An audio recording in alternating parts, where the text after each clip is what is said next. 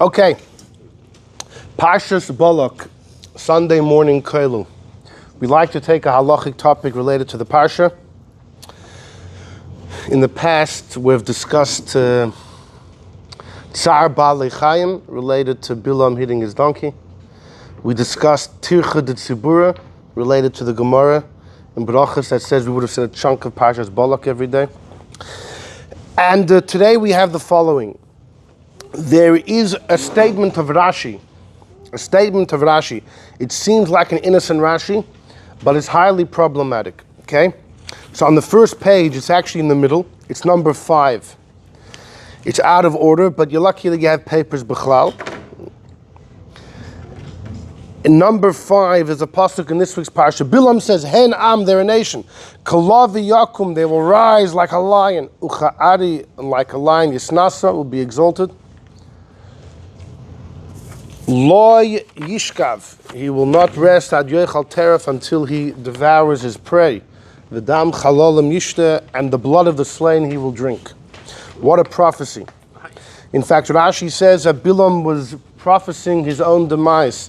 When it says the blood of the slain he will drink, he was referring to his own blood. He was prophesying his own death.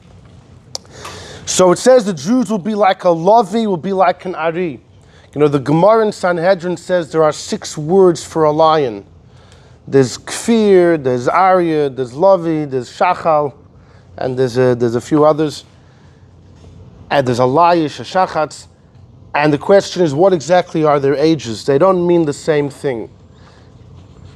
They all refer to a different age, different stage, different size of the lion's body. And in fact, actually, by the Vilna Gaon, one day he was visited by a Yid, a maskil from the Enlightenment movement, who was a clever man, an academic, and originally he was a big scholar, but he unfortunately fell prey to the enticing, fell prey to the winds of the Haskalah movement. And he visited the Vilna Gaon representing a large group of people with many questions. This person was a self-acclaimed expert in grammar, a Baal Diktuk. In fact, many of the Maskilim were. Language and grammar. And when he sat down with the Vilna Gaon's first question to him was, "Yeah, you're in Diktuk. What's the difference of the 6 terms there are for a lion?" This was a question that he asked him. Apparently he caught him off guard. Yeah, the Vilna Gaon, you say you're a Baal Diktuk, so what's... Because Rashi talks about it, there's Radak, there's others, everyone wants to get into exactly what are these 6 different words for a lion. What? Right, exactly, a Levia. And apparently this fellow, after, he was put in his place then, and then he asked all of his questions to the Vilna Gaon. And he had tens and tens of questions. The Vilna Gaon listened and he said, "Really, your questions are much fewer. They really boil down to a few core issues." And then even that boils down to a smaller amount of core. He really boiled it down to a few nekudas, which was the crux of the issue.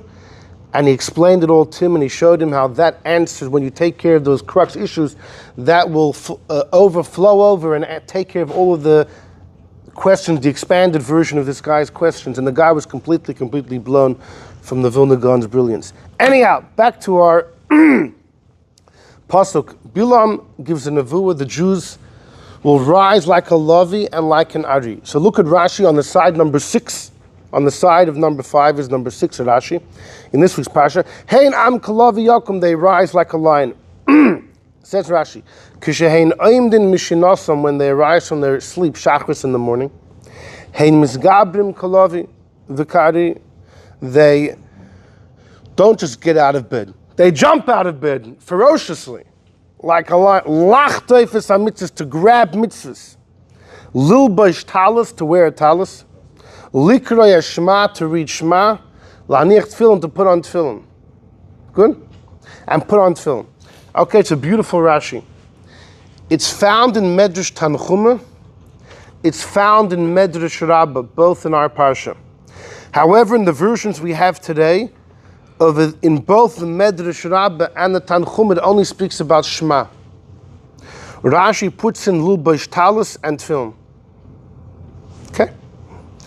The problem is the order of operations. Rashi says first you put on a talis, fine, then Shema, and then Tefillin. Between Talis and Tefillin itself, we've had a shir, Talis versus Tefillin, the great debate. Some Rishonim say Talis comes first, it's Tadir, it's more frequent because of Shabbos and Yom Tov. The Shagasari challenges Tefillin, in fact, might be more Tadir because biblically it applies every night. Others believe Tefillin comes first, the Ritva, and others because it's Mekudesh, it's holy. And what's holy maybe should come first. But the Shagasari wants to say you could do either or, because since Talis you don't have to wear, it's like drinking water or putting on Tefillin. Which one do you do? There's no order of operations unless the two IDs are in the same arena. Talis b'chag you don't have to wear. If you're wearing four corners, you have to put on the tzitzis. But the talis itself could stay in the bag. Tefillin you have to put on, so they're not even in the same ballpark, and therefore there's no difference which one you do first. But standard operating procedure is talis before tefillin. So that will give Rashi. The problem is Shema. Rashi puts Shema between talis and tefillin. The fact that he puts it after talis is good, because the Zohar says if somebody says Krishma without wearing tzitzis, imagine you say Parshas Vayomer, you talk about tzitzis, you're not wearing tzitzis. You're like giving false testimony. So the Zohar says you gotta have your tzitzis on before you say Shema. The problem is tefillin. Rashi says tefillin comes at the end of the three. The problem is the Gemara says clearly about tefillin, you can't say Shema without tefillin. Imagine you say Kshatim lo yisal yadecha and there's no tefillin. So the same way Rashi has talis before Shema, he should have tefillin before Shema. No, he sticks Shema in the middle. It's a very perplexing Rashi. Because look at number one on the page. Number one on the page is a Gemara in Brachos, Daf Yud Daled. Omar Ula, Kol HaKoyre Krishma B'loi Tefillin. Anyone that says Shema without tefillin, Ki'ilu, it's as if made you testify, Eidus Sheker. You're giving false testimony, Ba'atzmai, against. We'll see what Ba'atzmai means. But Ula says if you say Shema and you're not wearing tefillin, you're giving false testimony. Now what does Ba'atzmai mean? Does Ba'atzmai mean against yourself or against God? So the Rishonim debate. In number two we have a Rashi. In number two you have Ki'ilu, as if made Eidus Sheker Ba'atzmai, Lishna Ma'alya. Lishna Ma'alya means it's a delicate expression, meaning we're referring to God. We say ba'atzmai about yourself, but it refers to God. You're testifying falsely about God. How so? You're saying the Eibishter gave you a mitzvah to wear tefillin, and you're not doing it. If God really gave you the mitzvah, why aren't you wearing it? Apparently Hashem never gave the mitzvah. There's other interpretations what Rashi means. The Levush says he thinks it means in the second parsha of Vahoya, we say if you listen to Hashem's mitzvahs, Hashem is going to give you rain. And then you say in V'hoyim Shemaya, what are the mitzvahs? Tefillin is one of them, right? It's as if you're saying, God swore he'll only give rain if we wear tefillin.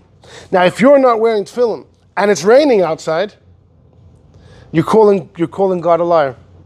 That's how the Levush interprets it. Fine. The Ritva and others say, Ba'atzma just means yourself. You're giving false testimony, you're representing yourself as a liar. Because you're saying God said to wear tefillin, and you're not wearing tefillin. So you're the liar. Fine, so there's a debate when we say who the finger is being pointed at. Is it as if God's the liar, chas v'shalom, or the Yid who is lacking the tefillin when he says Shema? Fine, but that's Ula. Continues number one, Amar Rab Chiya bar Abba. Rab Chiya bar Abba often quotes in the name of Rabbi Yochanan, his teacher Rabbi Yochanan. It's Ki'ilu hikriv oyla b'loi mincha v'zevach b'loi nesachim. It's as if one brought a korban oyla or a zevach without the appropriate gifts that accompany it. There's a korban called an oyla. A korban oyla is a holy of holies. It gets shechted, and the entire korban goes on the altar except for the skin. The kainim get the skin. A zevach usually refers to a korban shlomim, where the meat is split between the koyanim, the mizbeach, and the owners. Now, both an oila and a shlomim are accompanied by two gifts. There's the mincha and the nesachim. The mincha is the flour mixed with the wine, and mixed with oil, and the nesachim is the wine. And if you bring the korban without the mincha or without the nesachim, you're kind of missing part of the korban. So if you say Shema without tefillin, you're really missing something. That's what the Gemara says. Now, which of these two statements seems more extreme? Ula or Rabbi Yochanan? Ula is pretty sharp. You're meyid edus sheker, pretty sharp. Rabbi Yochanan says it's as if you're missing part of your korban. So there's a big debate between Rabbeinu Yoina and the Rameh Mipanu. We usually quote the Rameh Mipanu for his Kabbalistic twist on things, but today we're going to see something he wrote in Halacha. So go back to number 2, Rashi. We saw that Rashi says in Ula, when Ula said it's as if you're giving false testimony, it means about God. Then Rashi continues, Ki'ilu, we're number 2, the second line, Ki'ilu hikriv, it's as if you brought a oila b'loi mincha. Shechivoy hakosov lahakrivimo, the Eibishter obligates you to bring a mincha, the flour and the oil with the korban. Shenem v'asir sefer gomer. Sa'af sotu hakoira the eina mekayim. If you read Shema, but you don't fulfill what you yourself are reading, einoi gomer sa mitzvah, you don't complete the mitzvah. According to Rashi, in the world of Rabbi Yochanan, Shema without tefillin, or the same thing without mezuzah, you would assume, if you don't fulfill what it says there, you haven't fulfilled the mitzvah. It almost sounds like the Gemara in Kedushin. What? Don't think ever brings back, like, since he writes, Kol HaKorah, creation of a like, it's from the Zohar. That's from the Zohar. Villain, he says, Ki'ilu. Okay. Fine. Okay, good. Huh? Yeah, it's a good diuk. If anything, you would think tefillin is more serious because the Gemara talks about it. Mashenkin tzitzis. Tzitzis is a big chiddush because when the Zohar says that the Gemara only says it about tefillin, the Zohar says it about tzitzis too. If you say Parshas Vayomer without tzitzis, how could you say that? What's the Zohar talking about? You're wearing 4 corners without the strings? If the Zohar is talking about that, then the Zohar should say, you're being mevatel, a biblical command, by sitting there with the 4 corners without the strings. Elamai, we're talking that you're just not wearing tzitzis at all. What's the big deal? You don't have to. The chiyuv is if you're wearing 4 corners, so you're not giving false testimony at all. You're saying Hashem says if you have 4 corners, wear tzitzis. I'm not wearing 4 corners. So the Zohar is hard to understand either way. If it's talking about he's not wearing 4 corners, so then he's not giving false testimony. Hashem says if you wear 4 corners, wear tzitzis. I happen not to be wearing such a garment. If he is wearing 4 corners without tzitzis, then he's a much bigger problem than the false testimony. Every moment he's violating a mitzvah. So if anything, the Zohar is very hard to understand, but the Magen Avraham quotes it, and therefore it's incorporated into halacha, and therefore we're careful about it. But the Gemara only says it about tefillin. I know. That's what I'm saying. The whole thing is tzarech. But Rashi said, the Gemara in Kedushin says that there was a debate in the attic. What's greater, learning Talmud or Maisa, learning or action? Right? What's greater, to learn or to actually perform? And the conclusion was learning is greater because it brings to performance. It leads to performance. It sounds like Rashi saying that the whole idea of reading Shema is to get you to do the mitzvahs. So if you say Shema, but you don't pick yourself up and go wear the tefillin, you're not fulfilling the purpose of the mitzvah. It sounds from Rashi, though, if afterwards you would get tefillin, it would be okay. Even if you don't wear tefillin at the moment. But if you wear tefillin a bit later, it'll be okay. I would point that out from Rashi. Rashi said if you read and you don't fulfill, you don't complete the mitzvah. But if you do fulfill mashma even afterwards, it would be okay. And that's what we're going to get to soon. Fine. The next Rashi just says, what's nesachim? This is the wine which is poured on the altar. after both an oila or a shlamim. So Rashi says the truth is Rabbi Yochanan didn't have to mention the oila and the shlamim. Both of them need a mincha, which is the flour and the wine. Both of them need a flour and the oil, and both of them need nesachim, which is the wine. The reason why he mentioned both is because he chapped on a pasuk that describes it that way. Fine. Look at number 3. This is a commentary on the Rif, on Masechta Brachos.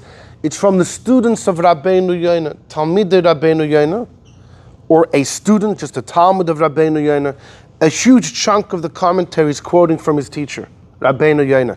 So the commentary is sometimes referred to as Rabbeinu Yonah, sometimes referred to Rabbeinu Yonah's student. But he writes something over here, critical. Look at number 3. Kol HaKodesh Shema b'lo Tefillin, like he gave false testimony. And then Rabbi Yochanan said it's like he brought a toida. The version of the Rif is, according to Rabbi Yochanan, it's like he brought a toida, which is a thanks offering, without a mincha, and zevach b'lo nesachim. That is significant. We'll see if we'll get to it. But says Rabbeinu Yonah, Hapirish Hanochen, we're number 3, the third line. You want to know what's going on over there? Kachu, this is the pshat. Ula svirele, Ula holds, Kivan shu kairu kshartum la'oisal yedech, if you tie it onto your hands, v'oila taitofis. Ve'eino manichon, you're saying that there's a mitzvah to wear tefillin, but you don't wear it. Nimsa, it comes out. Shemeid eidu sheker al atzma, you're testifying falsely about yourself. You're calling yourself a liar. You said that God said you have to wear tefillin, and I'm not wearing tefillin. So I'm calling myself a liar. Shema she'omer, this that I said, eino yemes. I'm contradicting myself. So that's how the Ritva learned, right? Rashi says no, it's as if you're calling God a liar. Rabbeinu Yonah says you're calling yourself a liar, fine. But he says, according to Ula, Afal Pisha Asa HaMitzvah, although the mitzvah was fulfilled, Yatsa Yedei Krishma, you did Shema. Afilohachin, nonetheless, Aver Aver Mitzad Acher. From another standpoint, there's an issue. Shehayid Eidu Sheker Al Atzmai. According to Ula, the mitzvah is complete. But you're in the red because you have from a different angle, you violated, you look like self-contradictory.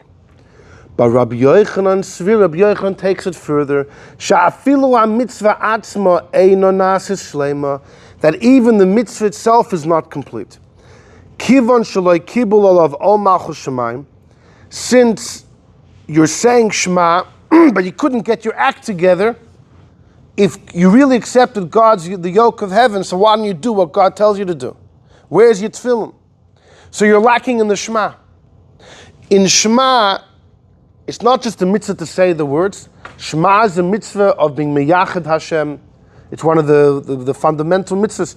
The Rambam in Hilchos Yesodei HaTorah says the mitzvah to believe in God. Anochi Hashem Elokecha. There's a mitzvah to unify God. Shema Yisrael Hashem Elokeinu Hashem Echad. God is one. When you say Shema, you're doing that. Besides for the mitzvah of saying Shema itself, you're unifying God. You're accepting the yoke of heaven, and at the same time, you have the chutzpah to say what God commanded you to do, and you're not even fulfilling it. Where's your Kabbalah? Your whole Shema is lacking. Where's the deal that Allah doesn't say that too? Because as if you're made eight to sheker. And that's even a given. Mitzvah you didn't do. No, why? But why would it penalize? Why would the mitzvah be thrown out? Because you have a mitzvah to say Shema, but how could in front of God you give false testimony? That's like it's a separate infraction. This is what Rabbeinu Yonah holds. You'll see there's other. You'll see you're so dahavle, it's like you're makriv a toida without the mincha. Kiven shekoyer below kabbalas malchus shemaim. The point of Rabbi Yochanan is you're partially lacking. It's similar to Rashi. Rashi also said in Rabbi Yochanan that Shema without tefillin you're lacking. But Rashi seemed to say because the purpose of Shema, you know why you talk about the mitzvahs? So you will actually do them. And if you don't, you're like missing part of the point. So you weren't going with the mitzvah. According to Rabbeinu Yonah, it sounds even better. While you're saying Shema, you don't fulfill the will of God. Well, Yener Kabbalah Solmachal Shema, what type of acceptance of the yoke of heaven? It almost sounds like there may be a difference if later on you put on tefillin. According to Rashi, it's okay, because you got the message, you ended up doing the Maisa. According to Rabbeinu Yonah, at the time you were Makabel Malchus Shemayim, you weren't fulfilling the will of God. So it could be you can rectify that later by putting on tefillin. Okay? So hold on to that idea. But Rabbeinu Yonah says very clearly, according to Ula, the mitzvah is complete. Comes the levush in number 4. Ra'isi, I saw, yesh toyin, some make a mistake. K'she'ein lehem tzitzis, if they have no tzitzis, or tefillin b'boker, in the morning, you wake up, punk, there's no tzitzis around, there's no tefillin. Or k'she'ein b'derech, they're traveling. Ve'einam yichom la'nichon machmas kur v'tzina. It's too cold to put on your tzitzis. Oh, that means you add a garment, become warmer. It's too cold to put on tzitzis. It's too cold. You can't get out of your bed. You're under your covers. It's time to say Shema. But how can I say Shema? I'm not wearing tzitzis or tefillin. So einam roitzin gamken likrit krishma. These people don't want to say Shema bisman at the right time.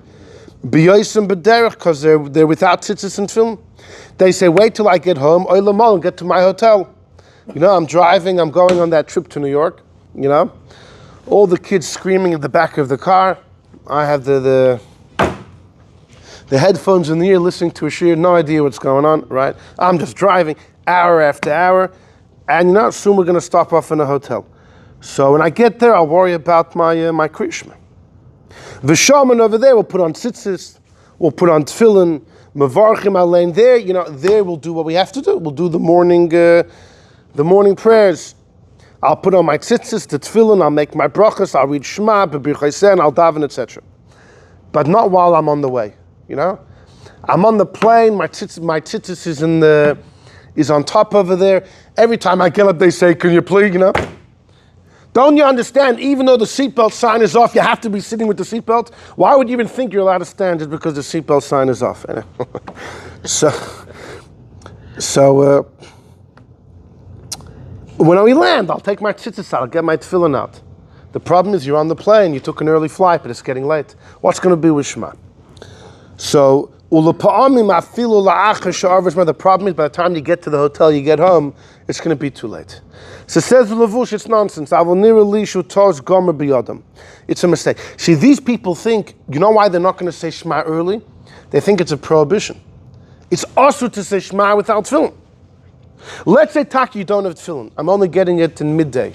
Maybe I'm not allowed to say Shema in the morning. Says Levush, you got it all wrong. You have to get Shema with the brachos as well. If you're only going to get your tefillin later, many hold, by the way, if you're only going to get your tefillin like 11 o'clock in the morning, and Kriya Shema here about 10 o'clock, you should daven earlier without your tefillin. In order to get Kriya Shema, with the brachos, Yetzer, etc., and the Navaselim and Mesiyatziv, all within the Zman. And then once you do that, you go into Shemoneh Esrei, because you have to be Soymech Gula L'Tefillah. You go from Goy Yisrael to Shemoneh Esrei. Your Tefillin you get later. Okay, but that's already a more extreme halacha that I wouldn't say we practice. But says the Levush, at least Kriya Shema itself, Afilu ein lo tzitzis bebigda, even if you have no tzitzis. It's mashma here, even if you have a four-cornered garment without tzitzis. Let's say your tzitzis tore. You're on the plane, your tzitzis tore, right? So you just take off but let's say you're still wearing it, you can't take the four-cornered garment off. It's not,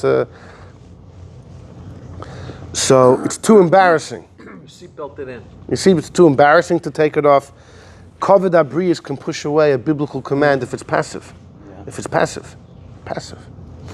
And so your mamish, you're wearing four-cornered, that's going to say Shema. He says, do it. And you don't have tefillin in your head or your arm, do it. We said above that if you say Shema without tefillin, you're giving false testimony. It's not a biblical prohibition. The Chachamim said it. And you know what? The rabbis were talking if someone's deliberate. The rabbis are talking if you have tefillin available and you don't wear it. How can you sit there saying Shema in front of the Eibishter, talking about tefillin, and you have them sitting there and you're too lazy to put them on? That's what they're talking about. If it's out of your control, you have no tefillin or tzitzis, definitely say Shema Bismano, and he holds even with the brachos, without your tzitzis, without your tefillin, instead of waiting till the Zman ends. Because mitzvah's creation is a mitzvah b'fnei atzma. The Torah never hanged, pardon me, the Torah never associated and hinged saying Shema to tzitzis or tefillin. The rabbi said to the, what? This is what we do practically, no?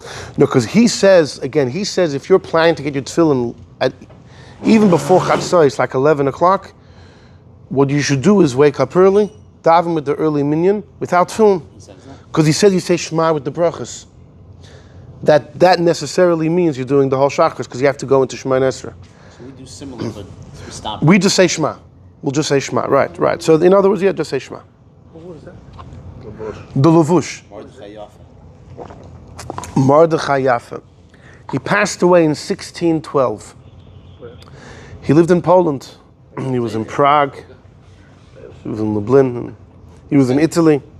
Who was I'm a descendant. You're a descendant? I'm 10th generation. I'm the 10th generation. A 9th generation. There's a lot. He's You guys are cousins. Yeah, he's your uncle. He's 9th, you're 10th. Exactly. Yeah, you're long lost. Nice. Look at that. Tadabam, you have a Connection. new nephew. Add him to your list. You know okay. I'll tell you some stories, but we got to go. Okay. So here's the issue. The issue is, you have a Gemara. Now, this statement of the Gemara is quoted in Halacha. Every Rishon, the Rif, the Rosh, the Rambam, number one is brought in Halacha. It's in the Tur, it's in the Shulchan Aruch, it's in the Alter Rebbe Shulchan Aruch, it's everywhere. Everyone who learns the laws of Tefillin knows this idea. It's in the beginning of the laws of Tefillin. Every Bar Mitzvah Bacher who just barely learns a few halachas before his Bar Mitzvah would have done this halacha. That creation without tefillin, it's false testimony. Every kid knows it. And then you have Rashi in this week's Parsha who flips the order. He says, no, you wear Talis, Shema, and then tefillin. So, our dear friend Rebbe Ephraim Zalman Margolius, the great, he passed away in, I think it was 1828, roughly. Living in Brod, which is western Ukraine. But you want to hear a good story about Ephraim Zalman Margolius? Not. In his town, there was a fellow who had a long beard. He looked very frum, but in the inside, he was rotten to the core spiritually. He was a maskil. He was from the Enlightenment, and he wasn't frum at all, but he masqueraded as a pious individual.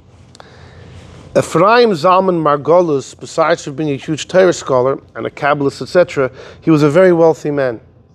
He was a big businessman. And one day he announces he needs a new accountant. So this guy with the long white beard said, this is my chance to make some good money. So he went, he said, listen, I can be your accountant, I'm sure you want to have a frum yid. So Margolius says, the truth is, I need this accountant to work for me in Vienna. And over there, you can't walk around with, I can't have someone with a long beard. I need someone who looks, like the goyim. He sent him away. So the guy went home and said, I need this job. So he cut off his whole beard, he cut off his payas. He looked like, he came to the Rav, he said, look. He actually acted as if he was somebody else. He said, I heard you're looking for a job. And so the rabbi says, now finally everyone will see who you truly are. That was the story. He once went to visit the Chozeh HaChoshen, Rabbi Aryeh Leib Heller. The Chozeh HaChoshen was a very poor man. We once had a shir about his life. During the winter, he never got out of bed because he had no clothes to keep him warm besides for his blanket. In the winter, he slept with his ink under his pillow, to make sure it wouldn't freeze. Anyhow, Reb Margolius, once he went to visit the Chozeh HaChoshen, he walked into his very humble abode, and they sat at the table, and they were talking and learning. And all of a sudden, the Chozeh gave a sigh, and he said, Rebbe, He said, if you were just the big banker that you are, it wouldn't be befitting for you to come visit me in my broken down shack. But because you're also a big Torah sage, now it's befitting for you. He said, how does that make sense? It's almost like now that you're also a Torah sage, your honor is depleted and diminished. Now you can come visit me. If you were only a billionaire, right, you can't come to visit. But now that you're a wealthy man plus a great sage, now it's okay for you to come to my shack. Anyhow, an interesting sentiment. But comes Reb Ephraim Zalman Margolis, and he says, he's quoted, now I haven't seen it, I couldn't find this inside, but he's quoted as if saying that Rashi wasn't being particular in the order. The purpose of Rashi is that Jews are like lions. We come out of bed and we chap mitzvahs. Rashi was not being particular that this is the order of operations. That's what he says. And many ask, even if Rashi's not getting in the particulars of the order of operations, but why would he change it? Order. Yeah, why would... So easy to put one word. Right, well, why would he do it this way? So Rashi's always particular with every word. No. He's particular with his words, but what Margolis apparently said is the point of Rashi is how are the Jews like a lion? We get out of bed and chap mitzvahs. For example, this, and this. Before you know it, we already do these 3 mitzvahs. Rashi wasn't getting into the order of operations. The question is, why would a dafka be out of order? Price. Why wouldn't he put the order? Exactly, yeah. So the Beis Yisrael was a big Getter Rebbe a few Rebbes ago. He says, Rashi says we get out of bed, we're like lions, we grab. Rashi Dafka put it out of order to show that the Jews are grabbing mitzvahs, even if whatever comes your way. That's what he says. To show how the Jews grab whatever comes their way, Rashi Dafka put it out of order. Whatever you can get. It's a nice idea. Right. Mm-hmm. Look at number 8, actually. Reb Moshe Sternbuch. Yeah. Oh, we're going to get to that in a moment. Reb Moshe Sternbach, who's still with us, so sein gesund. There's a Sefer Tuv Tam V'das on Chumash. Look what he writes in number 8. Achen yesh lefarish divrei Rashi b'derech achar. I have another pshat. He changed the Seder Kiyumin Shel HaMitzvos according to the person's life and how a person grows. You know why? Because a kid, what's the first mitzvah a kid does? He says a kid knows how to put on tzitzis before he knows how to read Shema. Sure. You can just put it, it's easy. When he reads Shema, he's not yet wearing tefillin. Sure. Beautiful. So Rashi's saying that we chap mitzvahs not daily. You're talking about in life. The moment the kid's able to wear tzitzis, boom, tzitzis. The moment he could say Shema, boom, Shema. The moment tefillin. He's talking about the Seder in life. This is the Sefer Tuv Tam V'das from Reb Moshe Sternbach, who's he's still alive today, one of the Gedolim of today's times. Rabbi Shapiro has some stories with him. Nimsa shezeo Seder kiyumin shel mitzvahs elu. B'tchila you wear the talis. You get a bit older, he chaps right away, Krishma. A little older, is ready for tefillin, boom, get him tefillin. So Rashi's not talking about the daily experience, but the experience of life. You know the old riddle, right? What walks on 4 feet in the morning, 2 throughout the day, and 3 in the evening, right? The person, you start off as a baby on all 4, get older, you go on 2, and then at the end you have a walking stick, so you're on 3. You know, so there's the daily life, and then there's life as a whole.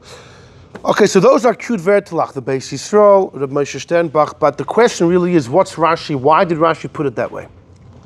So, we have Reb Margolis, Rashi wasn't being particular.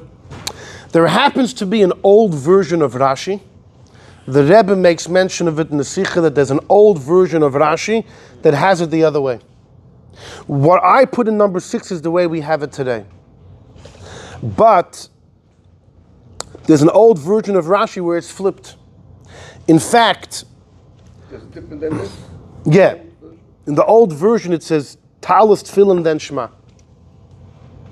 So it could be what we have is simply a mistake. In fact, that's how many understand it's just a mistake. Finished, and therefore you can all go home right now. You don't have to stay here. It's all just a mistake, and we're barking up the wrong tree. And in fact, like someone just went home. Usher's paper was Exactly. He knew he was exactly like, what in the world? What in the world's going on over here? The truth is, In the Sofer Parshas Yosef, he says that, how could he say it's a mistake? If you look in Rabbeinu Bechaya, no, Parshas Yosef was started by someone, passed away, continued by others. It's more very recent. And he says, how can you say it's a mistake? If you look in Rabbeinu Bechaya, he has it the same way we have our Rashi. He says, Talis, Shema, and then Tefillin. Well, you can say it's a mistake there too. To say Rashi is a mistake, but if Rabbeinu Bechaya also has it the way we have in this Rashi, Shema first, then it's hard to say they're both a mistake. I opened up my Rabbeinu Bechaya. You know what it has in my Rabbeinu? In the Rabbeinu Bechaya that I saw, it has first Tefillin and then Shema. So many say you got to look in the Medrash Tanchuma, because over there in the Tanchuma, which is the source, it has first Shema and then Tefillin. You can open up a Medrash Tanchuma, there's no mention of Tefillin at all. It just says Shema. There's a lot of mystery going on over here.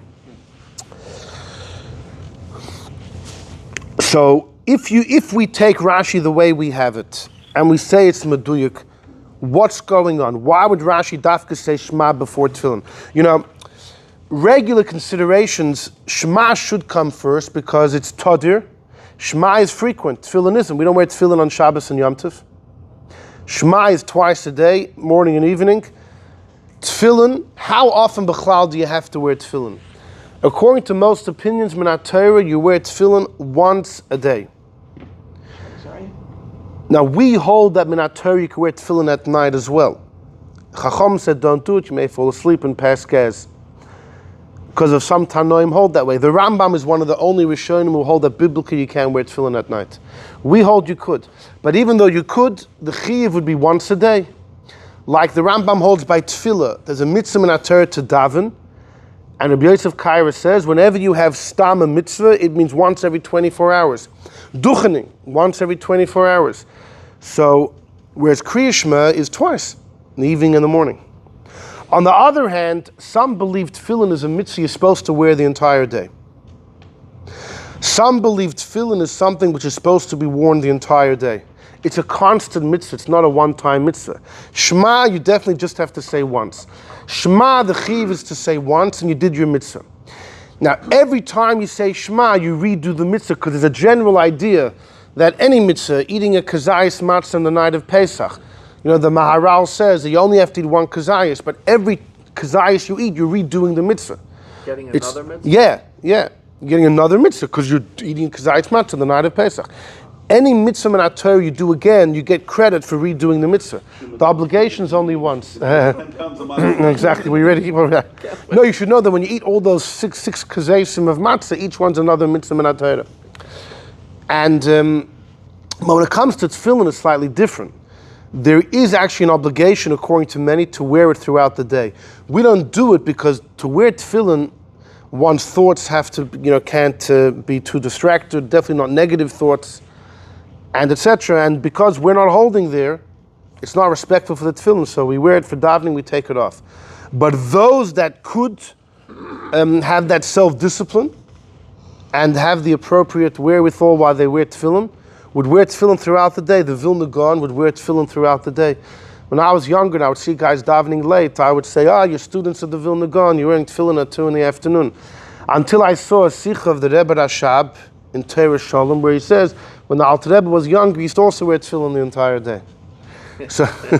So in other words, someone who has the wherewithal for that self-discipline would actually go back to the old ways of wearing tefillin the whole day, because it's somewhat of an obligation. It's a constant mitzvah. The truth is, some believe that tefillin is not really once a day. Some believe tefillin is b'chlal a mitzvah throughout life. Wear tefillin as much as you can. It's not a daily thing. I'll give you an example. When the Brisker Rav, Rabbi Yitzchak Zev, Rabbi Itcher, Rabbi Velvel of Brisk, the son of Rabbi Chaim Brisker, when he came to Eretz Yisrael, in Yerushalayim, there was a minig not to wear tefillin chol hamoed, because the Vilna Gaon, that was his custom, like the Zoya, not like the Rosh. And when the Vilna Gaon students, a number of his students migrated to Eretz Yisrael, a couple decades after the Vilna Gaon passed away. And they set some minhagim in Eretz Yisrael, according to the Vilna Gaon's opinions. And one of them was in Yerushalayim, no tefillin chol hamoed. So when the Brisker Rav came to Eretz Yisrael, comes to Yerushalayim, the minig of the city was already instituted, no tefillin chol hamoed. So he didn't wear it. But as a Brisker, he always wore tefillin chol hamoed. So what he would do is, the week after Pesach and Sukkot, he would wear tefillin every day for twice as long. Because he felt wearing tefillin is not a once a day type of thing. It's a constant, consistent mitzvah. Wear tefillin whenever you can. And therefore you're able to make up. You're kind of able, you didn't do today, you can wear more tomorrow. You can kind of do makeup. That was his opinion. Anyhow, but, so the question is, what's really more tadir? Kriya Shema you only have to do once. Tefillin you may have to do the entire day. So it's much more tadir. On the other hand, Shabbos, Yom Tov, you have Shema, you don't have tefillin. Shema's twice, right? Tefillin may only be once, right? So there's arguments going both ways. So you could understand why Shema might be considered Mekudesh. Because the Rambam says, we said in Hilchos Yesodei HaTorah, that there's a mitzvah to believe in God, Anochi Hashem Elokecha. There's a mitzvah to unify God, Shema Yisrael Shem Hashem Echad. It's a mitzvah of Yesodei HaTorah, tefillin is not. So maybe there are reasons why Shema would come first. So that's all fine and good. The problem is, once you have the Gemara in number one, and it's an established fact that you have to be wearing your tefillin before you say Shema. So why would Rashi put it in this order? So the Shoyel Umeshiv, Rav Natanzon, Rabbi Yosef Shol Natanzon, Nathanson here in America, Natanzon, who was a great rabbi in Lemberg, in Lvov, in the 1800s, in Lviv. He writes in a letter that he thinks, based on the Levush in number 4, we have an answer. Based on the Levush in number 4, we have an answer. What did the Levush say? The false testimony is only if you have tefillin and you deliberately don't wear it. But if it's circumstances out of your control, it's a non-issue. It's a non-issue. So he says that's the case Rashi's talking about, where a guy doesn't have tefillin in front of him. And there you put on yichap and you put on Shema. Now you chap whatever you have, and when Rashi says Shema first, talking about tefillin is not readily available. And there it's not a problem, because since it's not available, the Gemara had no problem with that. The Gemara was only talking about when it's deliberate and you're avoiding the tefillin. That's what Rav Natanson says. So everybody asks, Rav Osher Weiss in Eretz Yisrael asks in the Minchas Osher, he says, why would Rashi be referring to such a case? Even if he's talking about chapping mitzvahs, but dafka when even if the tefillin are a little further away, you would get them before you put on the Shema. He would have to be referring to a case where the tefillin are, you don't have tefillin here. You have to wait till your neighbor wakes up to ask him. Yeah, I mean, why would Rashi refer to such a case? Some say Rashi wanted to take in Shabbos. Shabbos, the Beis Yisrael mentions that's also very hard. So then how does tefillin get into it? It's very hard. In other words, he'd say tefillin and then Shema, and we would also know that on Shabbos there's no tefillin, so you go straight from Talis to Shema. Very hard to say that. So we're kind of up the creek without a paddle. So comes... Both of those mitzvahs don't have to be done for 3 hours, like Shema. Then put Shema first. Okay, fine. Put No, Shema that's before Talis. no, that's exactly the word of the Levush. That if you're getting tefillin later, the tefillin can come later, but the Shema needs to be now, so you do Shema now. Also, tzitzis b'chal you don't have to wear. 3 hours? No. Tzitzis, no. Tzitzis is throughout the day, and then at night there's a debate, the Rambam and the Rosh. Fine. So, comes the Chozeh of Lublin, the great Rabbi Yaakov Yitzchak Horowitz, the great Chozeh of Lublin, who was an awesome Chassidic Rebbe in the times of the Alter Rebbe. Same age as the Alter Rebbe, pretty much. His name was Rabbi Yaakov Yitzchak Horowitz. Horowitz. What? With the Razar. Yeah, exactly, yeah. So he was known as the Chozeh, as the seer, the one he had so much Ruach HaKodesh.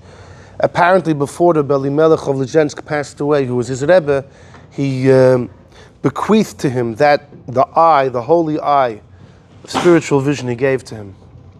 The Chozeh of Lublin actually broke away from Rebbe Elimelech of Lezhensk while his Rebbe was alive. the Chozeh left his Rebbe and he opened up his own court. And then the same thing came back to haunt him. The Chozeh had a student by the same name as him, Rabbi Yankiv Yitzchak, who was known as the Holy Jew, the Yid HaKadosh, the Holy Jew of Pshischa. And he moved to Pshischa and opened up his rabbinical court, his Rebbe court, a chotzer, while the Chozeh was alive. And the Chozeh said, I can't complain. What's happening to me is what happened, goes around, comes around. What? You're not a Rebbe, you can make more money. Anyhow, there's lots of incredible stories about the Chozeh. I'll tell you one with the Alter Rebbe. When the Chozeh was by the Magid, so it was Friday afternoon, and the Chozeh went to the kitchen. He asked the chef if he could salt his own fish for the meal that night. That night, the Magid, the students were going to eat, and there has to be food. There was a kitchen. So the Chozeh went to salt his own piece of fish. Now the Alter Rebbe saw this and he wanted to see, will the Chozeh actually get that piece of fish? So Alter Rebbe went and he made a siman to be able to detect which piece was the Chozeh's piece. That night, Friday night by the meal, the waiter is walking around, with a big platter of all the pieces of fish on different plates. And the Alter Rebbe sees that the waiter is holding the plate with the Chozeh's fish, and he gives it to the guy sitting next to the Chozeh. All of a sudden, that guy's stomach starts to hurt, and he tells the waiter, I can't have fish tonight. The waiter says, okay, he takes the fish, and he gives it to the Chozeh. So there were those that asked, why was it the Alter Rebbe had to make a siman to detect the fish, and the Chozeh didn't? And I saw that all types of explanations. The fact that the Chozeh put the salt already connected him to the fish, and to me it seemed, I don't understand the question at all. It doesn't say the Chozeh knew which piece of fish was his. It's not like he went and he chose it. He knew b'betachan that the fish that he salted, God would give him. It doesn't say that he went and he picked out his piece of fish. The answer. Yes, I don't understand the question at all. Anyhow, but the Chozeh of Lublin is quoted as saying the following. When Rabbi Yochanan says, if you don't have your tefillin, it's like bringing an oila without a mincha, etc., what's the halach if you bring a korban oila and you don't have with you the flour, the oil, the wine? You have until 10 days, the Gemara says in Menachos, to bring it. They don't have to come together. It's even mashma from the Rambam that if you don't bring it at all, your korban is still good, perhaps.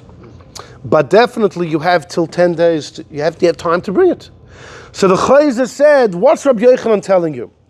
If you say Shema without your tefillin, you're unfinished. So go and finish. You have time to finish. So as long as you wear tefillin later in the day, you're fine. That's what the Chozeh famously said. As long as you wear tefillin later in the day, you're fine. Which number then? The Chozeh of Lublin is quoted. What number you say?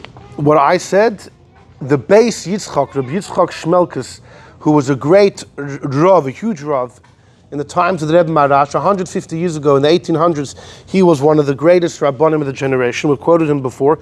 He quotes this from the Chozeh of Lublin.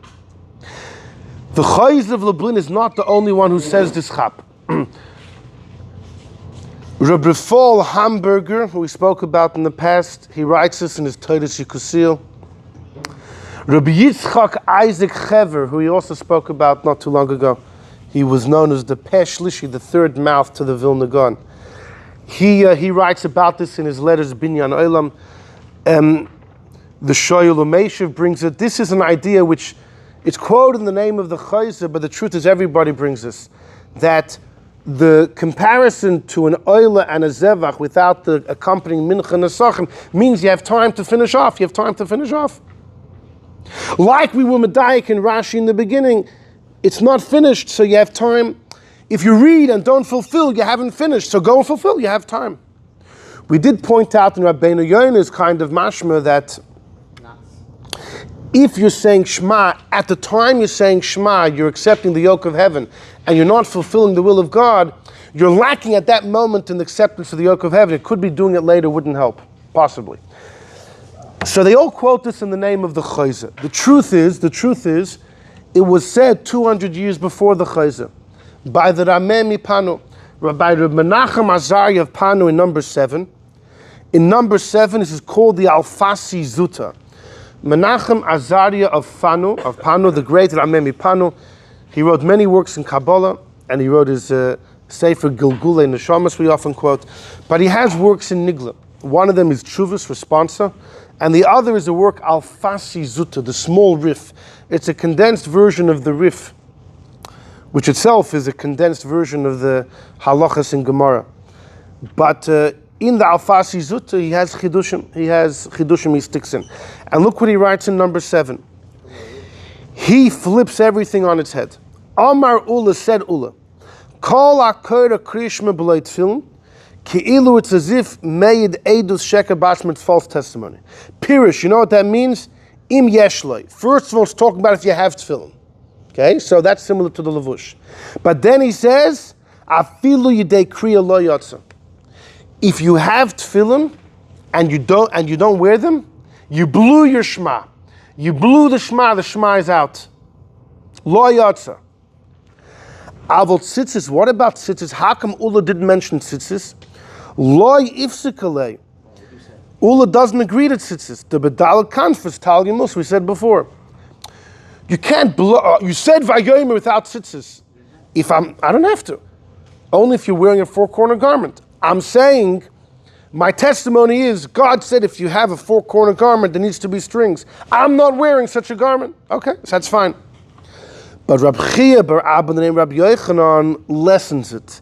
He said it's like a toida without a mincha, a zevach without nesachim. The kefil hadimyan. Why did Rabbi Yochanan bring 2 examples? The oila without the flour, the zevach without the wine, because of both tefillin, shalosh shal yad. But he says like this: the islay beged. He's up. But according to Rabbi Yochanan, it's for tzitzis as well.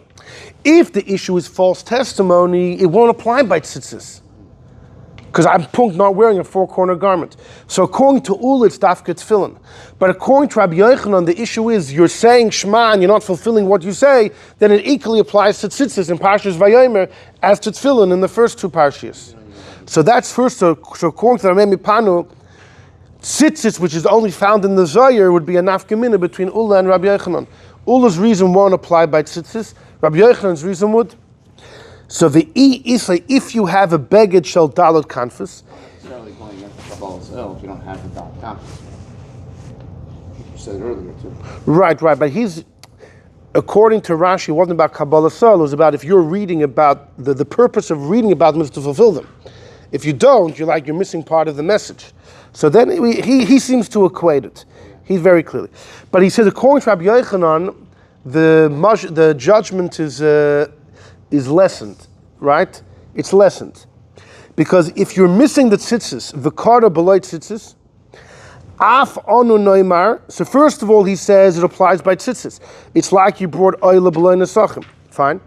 So according to Rabbi Yochanan, there's no difference tefillin and tzitzis. Both of them you're reading about, you're not fulfilling. It's like the korban without the accompanying nesachim. But ubekulam, by both of them, according to Rabbi Yochanan, you're yotze kriya. According to Rabbi Yochanan, you know why? Because Adam maybe karbonis hayoyim and nesachav acher esrim yoyim. You could bring your karbonis today, and the company nesachim after. His version here is 20 days. So hachanami, so too here you could put on tzitzis and fill in after an hour. The einer chayze v'kur, you don't have to reread Shema. V'alacha Rabbi Yochanan. What we see from the Rameh Mipanu is a few chidushim. Number 1, he agrees to the levush that Ula is only talking about if you have tefillin available, you don't wear them. Then it's false testimony. But he says Ula means business. You pashut, not yotze. But tzitzis, that wouldn't apply false testimony, because the testimony is if you're wearing 4-corner garment. I'm not wearing such a garment. According to Rabbi Yochanan, there's one chumrah that applies to tzitzis as well, though, because Rabbi Yochanan holds if you read about it and don't fulfill it, you're missing the point. You haven't finished what you started to do. So it's equally tzitzis in Vayomer as in tefillin as well. But he compares it to a korban with accompanying mincha. You could bring that later. And he says as long as you ate tzitzis or tefillin later, you're good. And he throws in another thing. You don't have to reread Shema. You see, many people that quote the Chozeh of Lublin say, you could say Shema in the morning, Later on, put on tefillin, but make sure you read Shema again in your tefillin. And I always wondered, why would the Chozeh say, the whole vart of the Chozeh is, you bring your Korban today, you bring the mincha later. You don't have to re-bring the Korban later. So if you look in the Rameh Panu, he says clearly, you don't have to reread the Shema. You don't have to. You just have to get the tefillin or the tzitzis. And then he said, Halacha Krab Yochanan. So Bechlal, according to the Rameh Panu, Ul is out. So the whole Eidus Sheker is actually not the halacha. Yeah, but if you look in Shulchan Aruch, we bring the reason of Ula. We bring the reason of Ula. According to the Rameh Panu, Ula means business. It doesn't apply to tzitzis, that's one leniency, but by tefillin you'll blow your Shema if you have it available and you don't wear it. So it's a problem, because he says halacha Krab Yochanan, but in Shulchan Aruch we actually quote Ula. More what you're saying, why is the Alter Rebbe more medayik by Kriya Shema? He doesn't keep Ilu, takes away. You said by tzitzis, right? I said I don't know. What? I said for the fifth time I don't know. I don't know. I didn't know. So you have this. So it's a fascinating Rameh Panu, because he brings mamish the idea. They all quote from the Chozeh. In fact, the Rebbe in a footnote in a Sikha says, Taka, they all quoted from the Chozeh, but the truth is, it's already found 200 years before in the Alfasi Zuta. If you look in number 9, comes the Pardes Yosef. This is bringing an answer for Rashi, but only according to the B'yechem. Right. According to this, according to the Alfasi Zuta and the Chozeh of Lublin, you could say Rashi says no problem at all. You could say Shema and do tefillin later. It's on the same day, it's fine. The Rameh Panu says after an hour. He says after an hour. Why doesn't he say as long as you do it on the same day? Why does he say an hour? But yeah, exactly. That would be a simple answer. The Gemara, right? Still a little bit questionable, because it's still not the way you meant it. It's okay to do it. Right, it's okay to do it. Right, okay, fine. Look at number 9. The Pardes Yosef says, he says, look in the Sefer Machshavos Be'etzah, that he brings this idea b'shem ha'achronim, that many people say the same thing as the Chozeh. U'b'sefer Eimek Yeshua b'shem the Chozeh Zatzal. Va'ayin oid in the Tshuvas of Levush Mordechai, shehevi came b'shem Sefer Likutim in Hagim, shekasvu came that many Gdolim and Tzadikim, and that the Baal HaTanya said it as well. So there's some tradition, not in Chabad, that the Alter Rebbe gave this answer as well. The same answer as the Chozeh and the Rameh Panu. So here's the thing. Here's the thing. What? No, the point was just from there that you see that they quote that Alter Rebbe said this. Waking up in the morning, there's a reason to chap Kriya Shema right away. If you want to eat or drink something besides for water before you daven, you want to get Shema. The Gemara says in Brachos, if you eat before saying Shema, it's mamash inappropriate. First you makabel malchus shemayim, and then you do your things. So if you want to eat or drink something, you say Shema first. In addition, there was always a minhag to say Shema early in case the minyan's going to tarry. There was a minhag to say Shema early. The Tur says about saying Shema early, he brings from Rabbi Yehuda HaChassid to say Shema and Baruch Shem, just that part. To get the main part of Shema, just in case the minyan will tarry and you won't get the Kriya Shema during davening in time of Shema. Others believe, B'chlal, you should say Shema when you get up, because you want to be Makabel Malchus Shemaim right away. Now, I don't know how halachically back that is, because the truth is, according to the Vilna Gaon, and maybe even according to the Alter Rebbe, to be Soymech Gula L'Tfilah, you need to be Yotze Kriya Shema during the Brachos of Shema. If you're already Yotze before, B'chlal, the Brachos Kriya Shema, the Alter Rebbe quotes in Tanya from the Rashba, that Brachos Kriya Shema is not really a bracha on Shema. It's brachos you make together with Shema. But the Tosfos read and other Rishonim hold that it is. Some Rishonim hold that once the time for Shema ends, you no longer can say the brachas. You can only say it while you're being Yotze. So why would you do Shema before? The Chachamim were masakin to say Shema with these brachas. Why would you do it dafka before? Unless you're mamish concerned you're going to miss the time. Anyhow, so but these are some considerations. Either you want to get Kabbalah Shemaim right away, or you want to eat or drink, or because you're worried the minyan will be late. There's many reasons why you would say Shema early in the morning. And the shaila is, do you have to put on tefillin when you make that Shema at home? Put on tefillin, say Shema, take it off. Just Shema, you're referring to. Yeah, just Shema. Just Shema, because you want to say Shema early, but you don't want to do it without tefillin. So, join me in number 10. We're going to get to a sikh in a moment, but join me in number 10. Number 10 are the customs of the Chasam Sofer. And you're going to see that the Chozeh of Lublin and the Chasam Sofer couldn't be further apart from each other. You know what the Chasam Sofer's custom was? Acher halimud, number 10. After learning, he would take off his Rashis, he would wear a Rabbeinu Tam. The Chasam Sofer was not a Chassid, but he wore a Rabbeinu Tam. And he finished davening in Rabbeinu Tam. V'shamati, I heard, ki loy karo behem kriyishma. The Chasam Sofer would not say Shema during Rabbeinu Tam's. Why? Because if Rashi's right, he'll be saying Shema without wearing tefillin. And if Rabbeinu Tam's right? That's why he's wearing Rabbeinu Tam, just in case it's right. But you got to say Shema at some point. You got to say Shema. Shema. What? No, in davening before Shema, in Rashi's. Shema again. In Rabbeinu Tam, he would learn. He would gomer his tefillah, I don't know, shushayim. He wouldn't say Shema. Michshash hakore kriyishma b'lo tefillin, right? Because of a concern, kriyish without tefillin. So that's first of all one custom. It's an extreme custom. He wouldn't say Shema. What? Why that different than the Chozeh? The Chozeh holds as long as you're putting on tefillin on the same day, you're good to go. Here he just wore Rashi's. So even if Rashi's right, you just wore it. Say Shema Rabbeinu Tam. If Rabbeinu Tam's right, you're wearing it. If Rashi's right, you just wore it. Now, you have to be wearing the right tefillin at the moment you say Shema. Well, it gets better. That means it's passing it like Rashi.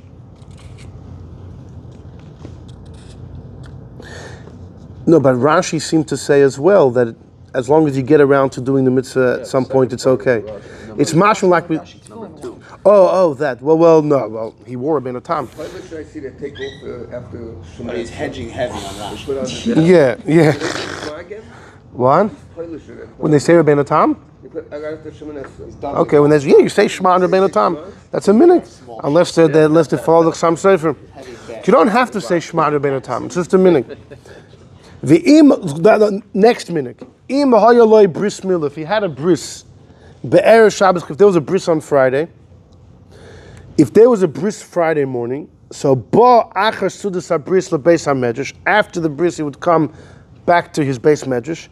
He would finish with his students she'eris haparsha. He would learn with them the parsha without talis and tefillin. Fine. So on Fridays he would go to the bris already without his talis and tefillin. I'm guessing. Then he came back to the base medrash and he learned with them without talis and tefillin. On a regular day, he probably kept them on. But if there was a bris, he would take them, okay. But if it's Parshas Balak, you listen to this, or Ve'es Chanan or Akev, he wouldn't teach it to his Talmidim without tefillin. Mishum Kore Kriyish Miblo Tefillin. If he was learning Ve'es Chanan with them, how could he say Shema without tefillin? He wear tefillin. And he told us it's Lav Dafka Kriyishma. Even Parshas Kadosh Li B'chlal Edo Sheker. In Parshas Boy, right, it speaks, you have Parshas Kadosh Li. It speaks about tefillin. How could you sit there telling your students about tefillin without tefillin? So if what he was learning with the Bachar mentioned tefillin, he would put on his tefillin. Okay? So forget about saying Shema every morning. He wouldn't teach. It's almost like if he gave a shiur about tefillin, he would wear tefillin. Hold on, look what it says next. They also say in his name, what if he was in a minyan where they davened mincha and ma'ariv one after the other? They would daven ma'ariv early. That means they were saying Shema, it's still light outside. You have to have tefillin. Mir Lotzes, he would run out of shul. He would run out of shul for this reason. Because he felt it's still day outside. Because he used to daven ma'ariv bizmana. He used to usually daven ma'ariv bizmana. Right, so for him, night is night. Let's say one day, I don't know, there was a svara to daven ma'ariv early. He couldn't join them. because he would have to wear his tefillin while they're saying Shema. Also, likra kriya Shema below tefillin adayin. You still can't wear. It's still there. Right. And then So B'chlal by mincha, that Rameh Mipano would wear tefillin by mincha. There's a big movement. I've seen by some people, by some Sfaradim, by some Litvishers, that they wear tefillin by mincha. You ever seen? they put it back on. Yeah, they wear tefillin by mincha. From the Rameh Mipano. Without the Talis. Without the Talis. So, but here, yeah, that's tefillin by mincha. Here you see tefillin by Ma'ariv, by Kriyashma. So the Chasam Sofer is quite extreme. He wouldn't even do Ma'ariv Shema without tefillin. He wouldn't give a shir about tefillin without tefillin. He wouldn't say Shema in Rabbeinu Tams. Mamash an extreme. So there's a sikha over here. In 11, 12, and 13 is a famous sikha, which from 1952, early days. It was originally recorded in Yiddish in Sichas Kodesh, but there were numerous versions of what the Rebbe said. There was confusion. When they rewrote it in Hebrew in the Teres Menachem, they did some alterations. The editors, those that work in Lahak, they changed things around to make it that it should be logical.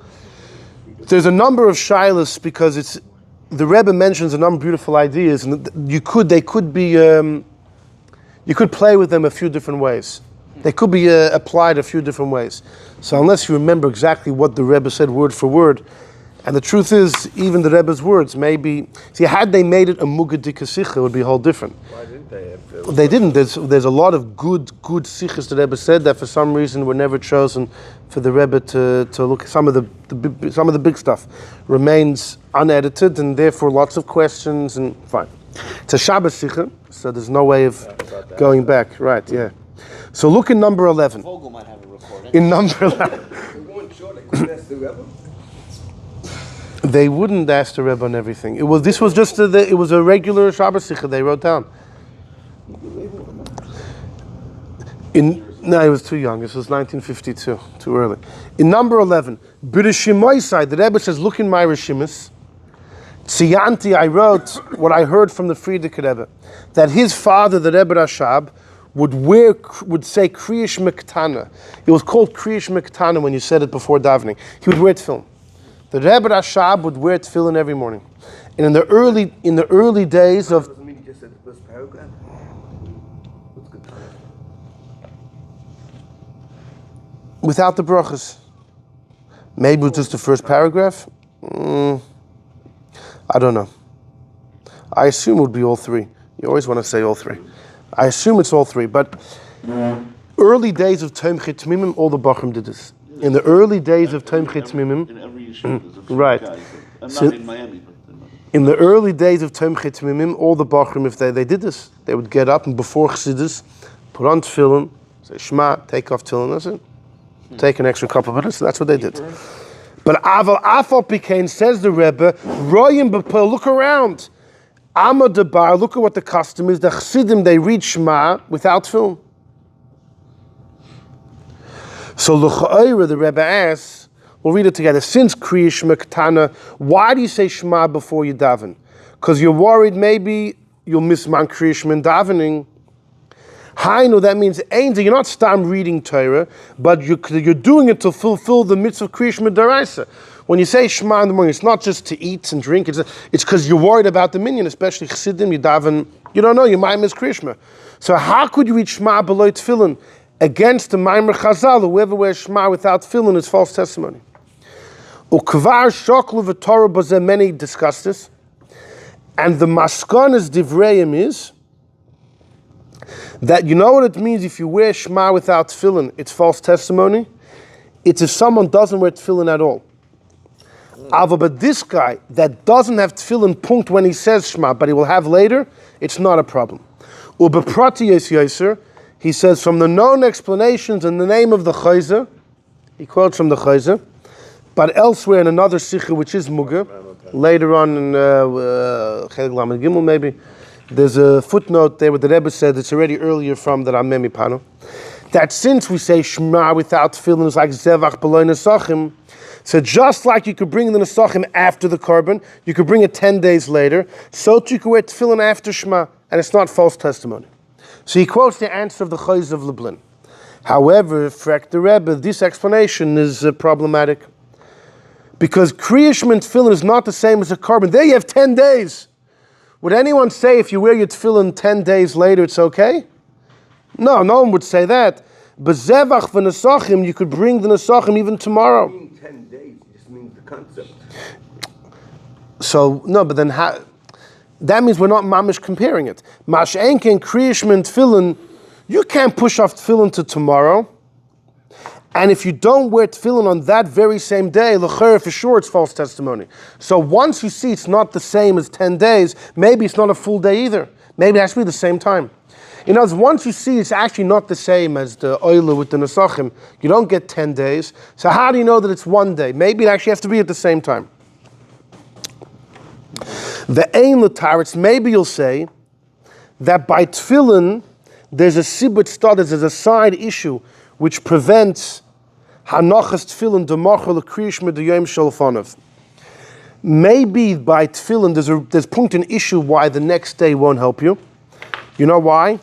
Because the night in between separates. Maybe point the issue is, you know why tomorrow's tefillin won't help you for the kriya shema today? Because the night interferes. Lail is not zman tefillin. Right, so that would be an answer. Since the night you don't wear tefillin, so It really is compared, but right, maybe exactly. Yeah, maybe we do compare it to the oila, but there's a technical issue, which is since at night you don't wear tefillin, you can't wear tefillin, so that's why tomorrow's tefillin has been severed from today's Kriya Shema. The Rebbe says two problems with that. First of all, nesachim as well, you can only bring by day, not at night. Just like Korbanos that are only brought by day, it says b'yom tzavosai. And nonetheless, by the Nesachim, the night doesn't make a problem. It doesn't sever between the Nesachim of tomorrow to the oil of today. In addition, we hold biblically, you can wear tefillin at night. V'yisayim is b'Nesachim, by the Nesachim, biblically you can't bring it at night. By tefillin, biblically you could wear it at night. It's Chacham said you shouldn't wear it at night, right? So if anything, we should say if the night's not an issue by the Korban, for sure not by Shema. So the Rebbe says, here's my explanation. This is the breakthrough explanation. Tefillin of the next day has to cover the Kriya Shema of that day and the Kriya Shema of the previous day. So your okay. Korban is going to cover two. The Nesachim will cover, right. The Nesachim can't cover two Korbanos. Right, it's a good point. It's a good point. You know, there's an interesting, Reb Shlomo Kluger, the great Reb Shlomo Kluger, has a letter in a sefer. He wrote tons and tons of sforim, more than 100. He has a sefer called Ha'elef L'cha Shlomo, and in it he has a letter where somebody asked him, and the way it's presented, someone asked Reb Shlomo Kluger, what pshat in the Gemara number 1 that Shema and Tefillin is like an oil and a mincha? The oil and the mincha you have 10 days to bring, and the Gemara is trying to say you have to wear your Tefillin while you say Shema. Someone asked him the question, exactly coming from the other angle. And Reb Shlomo Kluger gives his famous part. He says like this. Reb Shlomo Kluger says, do you b'chlal have an obligation to bring a mincha or a wine libation? No. It's only if you bring if you bring a korban, you have to bring the accompanying nesachim. So the only reason you're bringing the nesachim is because of the korban. So whenever you bring them, they're linked to the korban. But by tefillin, every moment you have an obligation to wear tefillin. When you wear tefillin later that day, you're wearing tefillin because that moment says wear tefillin. In no way is it linked to the Kriya Shema from earlier. And that's why it has to be worn at the time of wearing Shema. Similar to what Nachman is saying. Right, exactly. So that's Reb Shlomo Kluger actually is going with the Chasam Sofer. Reb Shlomo Kluger seems to be with the Chasam Sofer that it has to be simultaneously. The tefillin and the Shema have to be together. Some said apparently he wore the whole day. No, but whenever he was going to talk about tefillin, he wore them. So We mentioned Shlomo Kluger by the Rambam's Skur Matzos. yeah. Between two lines of mouth. This whole answer that the Rebbe is about to answer is almost that is only in the scenario that you don't have it tefillin with you. No, the Rebbe's answer is going to be, even if the tefillin is next to you, it's not a problem. We go with the Chozeh of Lublin all the way.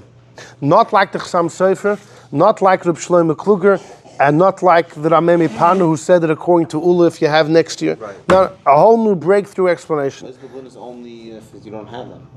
No, even if you do, you can wear them later. You don't have to bring the Nesachim together with the Korban, even if you have it. So look what the Rebbe says. V'yesh loymar bir b'zeh. The Rebbe says like this. The Geder of Eidus Sheker, the Rebbe puts Ula and Rabbi Yochanan together. He feels that Rabbi Yochanan and Ula really go together. He says like this. Do you know when it's false testimony with Shema without Tefillin? Is only if you're mavatal the mitzvah of Tefillin. It's only if you don't put them on at all. If you say Shema and you don't practice what you preach is false testimony. It's only if you are mavatal that you officially do not practice what you preach.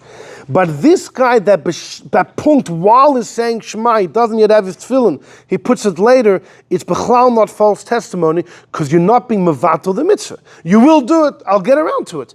The issue is only if you don't practice what you preach. If you do, later it's fine. I think it's Mamish Meduyik in Rashi who says if you read and don't practice, it's fine. But if you do, I don't care when, even if you do it later. Now the Remi Panu said it works for an hour. But the Rebbe would say any time in the day. Why isn't it for a lifetime? No.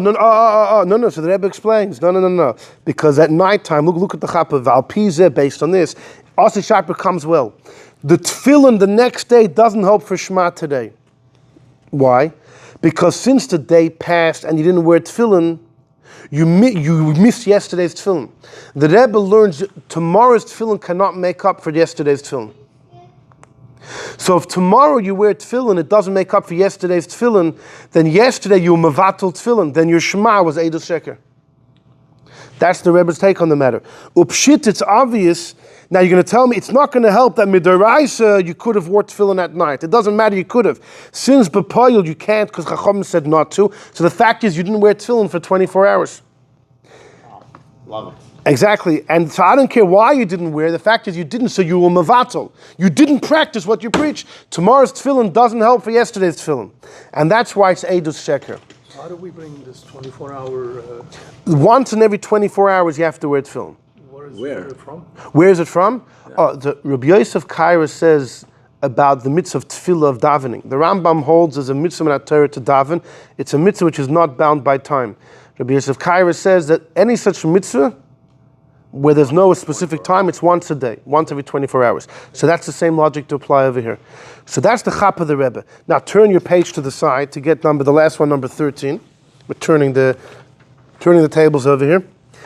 That the Rebbe quotes an old custom from the Gaonim, that by Ma'ariv, when they daven Ma'ariv early, they used to wear tefillin in the beginning of Ma'ariv. Exactly what the Chasam Sofer was afraid about people did, and that's probably why he knew that. There were Gaonim that when they daven Ma'ariv early, especially in the summer, so they would say, Ma'ariv Aravim, Avasolim, Shema V'hoya. As soon as they got to Al Ha'aretz, they would take off their tefillin. And then... So, now why did they do that? So the problem is, but they already wore tefillin earlier that day. So the Rebbe asks, wait a second, if wearing tefillin later that day is good enough for the Shema you do in the morning, for sure, once you wore tefillin, you already practiced what you preach. It's for sure better, right? Yeah. The Rebbe says, if you already wore tefillin, how could you accuse me of false testimony? I already covered my basis. So what are these Gaonim doing? They're wearing tefillin because it's still daytime outside, right? It hasn't become night. Yeah. But they already wore tefillin earlier in that day. That's so what? It's not a new day. No, it's not a new day, but it's a new Shema responsibility. Because you're saying you're supposed to say Shema twice. Yeah, but they already wore tefillin throughout the day. So, okay, I hear what you're saying, but you know what the Rebbe's answer is? The Rebbe says like this, that V'hazbar, look at number 13, the explanation is like this. The chashash, the concern of false testimony without tefillin, even if you already wore tefillin, is only according to the opinion that there's a constant mitzvah to wear tefillin. The Rebbe mentions you could be choker, you can philosophize, is the mitzvah just to put on the tefillin, and once you put them on, the mitzvah is done, or the mitzvah is that the tefillin should be on you. The Rebbe says if the mitzvah is for the tefillin to be on you, that means every moment throughout the day the mitzvah continues. So if that's the case, listen to this. If you're supposed to wear tefillin the entire day and you take them off for an hour, you're being mevatel the mitzvah. That hour, where's your tefillin? V'lachin, even if you wore tefillin, there's a concern for false testimony, because at that moment, where's your tefillin? Because you have a new obligation every moment. So the Rebbe says, "Umizeh moving." Shema, there's nothing to do. Yeah. You said Shema, and the mitzvah is to always wear, and you're not wearing. Exactly.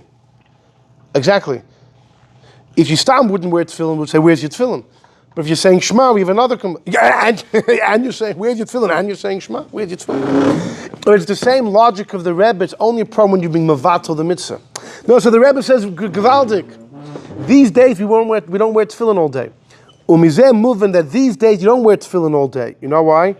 Because you have to have a clean body and we can't be careful, etc., etc. So now we dafka don't wear tefillin a whole day. So no one can point to me at 3 p.m. Where's your tefillin? If I cared, these days that's not the seder. Yeah, I'm not a mevatel tefillin. We're not supposed to wear. So the Rebbe says these days, the lachin, if you're davening ma'ariv early, right? You're not going to put on tefillin. And look how the Rebbe finishes. Deloy kach Chasam Sofer. Not like the Chasam Sofer's concern. The Chasam Sofer's concern is similar to the Ga'anim, but that's only if the mitzvah of tefillin is consistently throughout the entire day, and you're expected to do that. So any moment you don't have it, you're being mevatel. But nowadays we don't wear it a whole day. We're not expected to. Faket, we're expected not to. It's not appropriate to. So then, you're not considered a mevatel mitzvah if you don't wear tefillin later in the day. So as long as you wore it in the morning, and then you're davening ma'ariv that night early, you could say Shema without tefillin. There's no eid sheker. You're not being mevatel the mitzvah of tefillin. So that's the Rebbe's take on the whole piece. He's going with the Chozeh of Lublin, but he's taking it to the next level. And with that, he says that we're not going like the Chasam Sofer. And the Rebbe gave his full stamp to say Shema in the morning without tefillin. So even though the Rebbe Rashab's minhag was to wear tefillin. Could it be that the Chasam Sofer felt that his body was the clean? Right. Maybe he wore tefillin for a big part of the day. Right. For him, it would have been a problem. Yeah. Or the Chasam Sofer held it wasn't about being mevatel the mitzvah. It's just you can't be. He holds like Reb Shlomo Kluger. At the moment, it has to be at the moment. It has to be at the moment. He doesn't hold to this whole explanation. But so these mamish extremes. According to the Rebbe's explanation, if you're going to wear tefillin later that day, or you already wore it in that day, there's no problem at all to say Shema. And then you have the Chasam Sofer on the other side. He would run out of shul, not to say Shema at night without tefillin. He wouldn't give a shear about tefillin without. And he wouldn't say Rabbeinu Tam's tefillin Shema. It's incredible. Saying not to do that. Oh, so what happened was like this. After the Sikha came out, so many Bochrim said, you see, the Rebbe gave his stamp. But you had those who said, no. The Rebbe was justifying those that... But the Rebbe Rashab is still the Rebbe Rashab. He did what he did. And I remember as a Bocher as well, you always had the one or two people that they did their tefillin. But you know what, you had the one or two people who did it.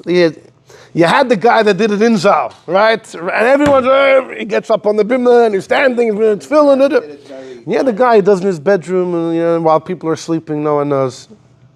But the question is how you understand, was the Rebbe saying not to follow the Rebbe Rashab? In other words, according to the Rebbe's explanation, the Rebbe Rashab really had no reason to do that.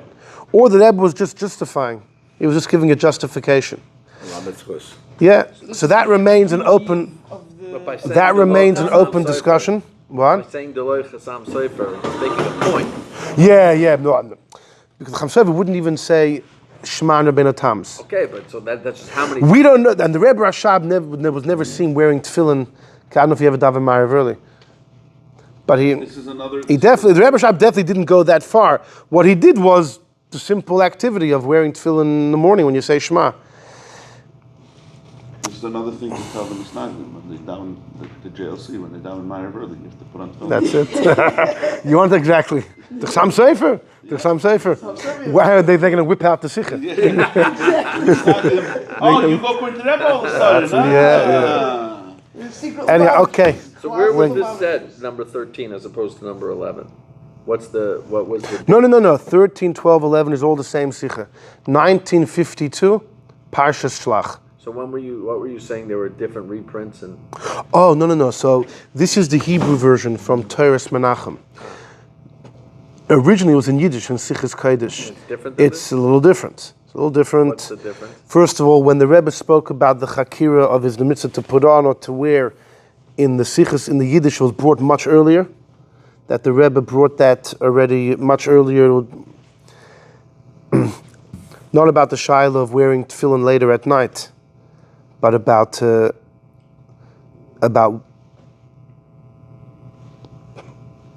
earlier in the day. It was brought in the earlier discussion. And there's a few footnotes over there saying people remember different things. But this is the final draft, the way we have it, and it's nice, it makes sense. It's beautiful. You see the Rebbe's explanation and puts everything in the right perspective. The question just is it a justification or if it's telling you what to do? What to do. Okay.